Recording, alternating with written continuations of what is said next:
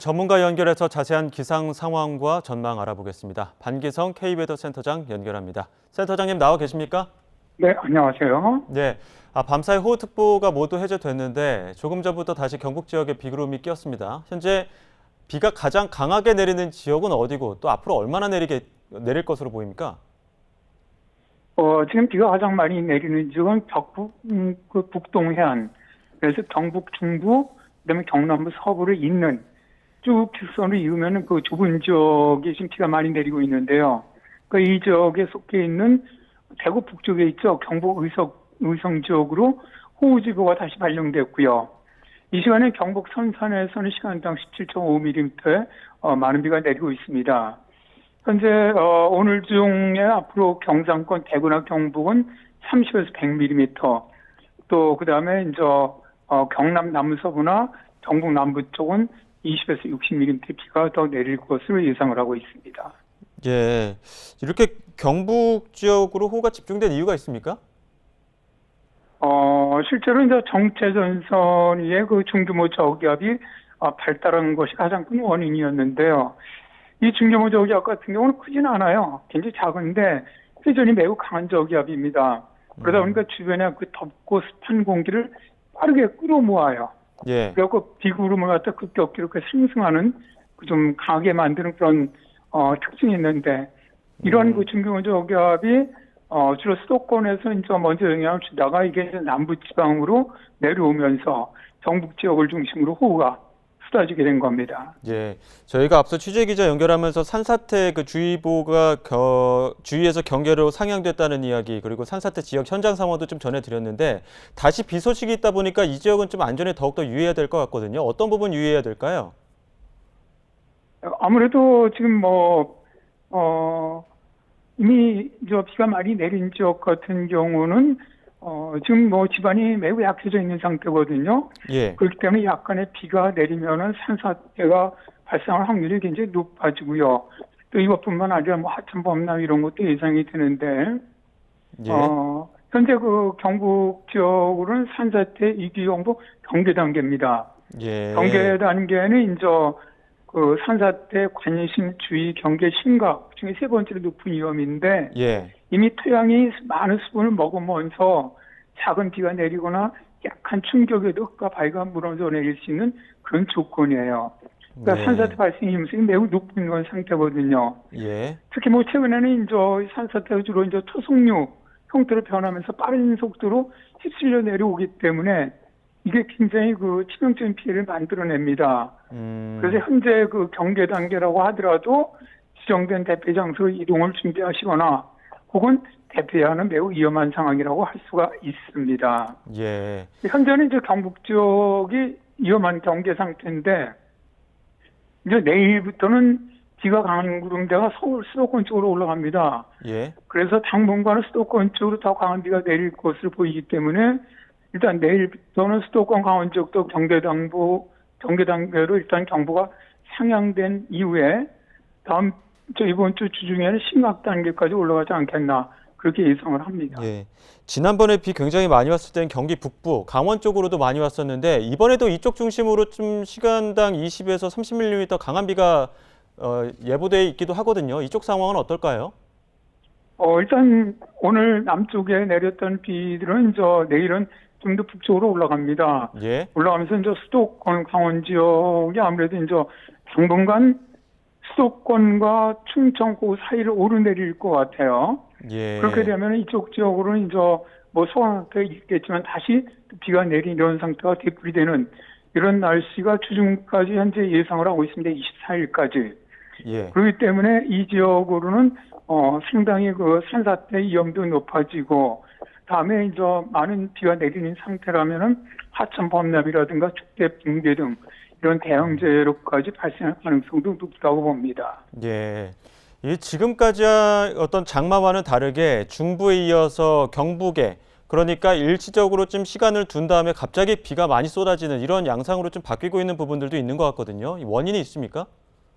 아무래도 이 정체전선 자체가 한 곳에 고정돼 있지가 않죠. 예. 그러니까 정체전선이 예를 들어서 이번에 17일 같은 경우 18일 새벽 사이 주로 수도권 쪽에 위치하고 있었거든요.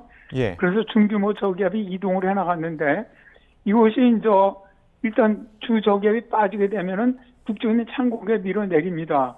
그러면 이 저기압들이 그다음에 따라서 들어오는 저기압은 좀 더 남쪽으로 형성이 되는 거거든요. 예. 그러다 보니까 이제 그 두 번째 어제서부터 오늘 새벽 사이에 내린 건 주로 이제 대구 경북 쪽으로 형성이 되면서 이쪽으로 많은 비가 거의 뭐 200mm 넘는 비가 쏟아지게 되는 거죠. 예. 그러니까 정체전선이라는 것이 한 곳에 이렇게 고정돼 있지 않아요. 계속 남북으로 오르내리거든요. 그러다 보니까 그 전선 자체가 위치한 좁은 폭만 많은 비가 내리기 때문에 전선대가 수도권에 위치하면 수도권, 그 좀 더 내려오면 충청권, 좀 더 내려오면은 경상권 쪽으로 많은 비가 내리게 되는 것이죠. 예. 뭐 여러 번 반복해서 전해드리곤 있습니다만 유독 지금 밤과 새벽에 폭우가 집중되는 양상들이 나오고 있지 않습니까? 이런 양상의 원인 그리고 대책이라고 한다면 어떤 것들이 있을까요? 대응 방법이요? 일단 밤에 뭐 최근 장마의 아주 특성이죠. 예. 보통 세 가지 정도 이유가 있다고 보는데 첫 번째는 하층 세트 강화입니다. 이 낮 동안에 이제 햇빛이 강해지면 지치면은 뜨거워져요. 그러면 이제 난류가 생기죠. 그러니까 공기가 위아래로 섞게 되면은 바람이 상층 바람이 들어오고 싶어도 마찰이 있으니까 약해져요. 예. 근데 밤이 되면 지치면 식잖아요. 그러면은 이런 난류가 사라지다 보니까 대기 하층 보통 한 1km 상공 바람이 굉장히 강해집니다. 그럼 예. 이 바람을 타고 아습한 남서풍이 한반도로 이입되는 하층 제트가 형성되면은 많은 수증기를 갖다 우리나라 쪽으로 실어 날라주거든요. 그러다 보니까 비구름이 아주 강력하게 발달하기 때문에 대개 이제 밤에서 새벽 사이에 비가 강해지는 것이고요. 예. 둘째는 이제 대기 상하층 기온차입니다. 밤에는 태양열이 사라지죠. 그러다 보니까 비구름의 꼭대기는 빠르게 식어요. 그러나 바다나 지표면에서는 그 따뜻하고 습한 공기가 대기 하층에 그대로 머물고 있거든요. 그러다 보니까 상층은 차가워지는데 하층은 뜨거운 상태가 되다 보니까 대기 상태가 불안정해지는 거예요. 예. 그러다 보니까 새벽 같은데 특히 비구름이 수직으로 강하게 발달하게 되겠고요. 예. 세 번째는 특히 이런 그 새벽에 강하게 발달하는 지역들이 되게 대도시 지역들이 많은데 이 열섬 현상 때문에 그렇습니다. 서울이라든가 이 대도심 지역들은 낮 동안에 뭐 아스팔트나 건물에 축적된 열기가 밤에도 쉽게 빠지지 않아요. 근데 이 뜨거운 도심 상공으로 습한 공기가 들어오면은 상승기류가 강하게 만들어지면서 야간에 강한 폭우가 만들어지게 됩니다. 예. 자, 이번 주에 비 오는 날이 굉장히 많던데 예측되는 장마 종료 시점이 있을까요? 일단 뭐 기상청 예보를 보면은 내일부터 금요일 24일까지죠. 전국 대부분 지역에 비가 예보되어 있고요. 토요일인 25일엔 수도권과 강원 영서 지방으로 비를 예보하고 있습니다. 그리고 이후 다음 주 일요일은 26일부터는 일단 뭐 구름만 지나는 건 날씨니까 소나기는 있겠죠. 예상하고 있는데 저희들이 이제 통상 한 보름 정도 중기예보를 낼 때 제일 많이 보는 자료가 5.5km 상공의 등고도선 변화입니다. 예. 이게 이곳에서 이제 미국 군기상청이 활용하는 게 있는데 이게 이제 여러 가지 모델 앙상블을 한 그런 모델이 있어요. 그 모델 결과를 보면은 26일서부터는 북태평양 고기압 세력 그 등고도선이 우리나라 쪽으로 북상에서 올라오는 것으로 모의를 하고 있어요. 근데 이 모델 앙상블 모델은 특히 여름철에는 굉장히 신뢰도가 높거든요. 예. 그래서 일단 지금 판단한다면 올해 장마는 일단 25일에는 남부 충청 지역은 끝나고 7월 26일에는 수도권과 강원 지역도 끝나지 않겠느냐. 일단 그렇게 예상을 하고 있습니다. 그런데 이제 지난 시간을 좀 돌이켜 봤을 때에는 장마 기간이 좀 끝난 듯해서 폭염이 왔다가 다시 장마 왔다가 폭염 왔다가 이게 반복하지 않습니까?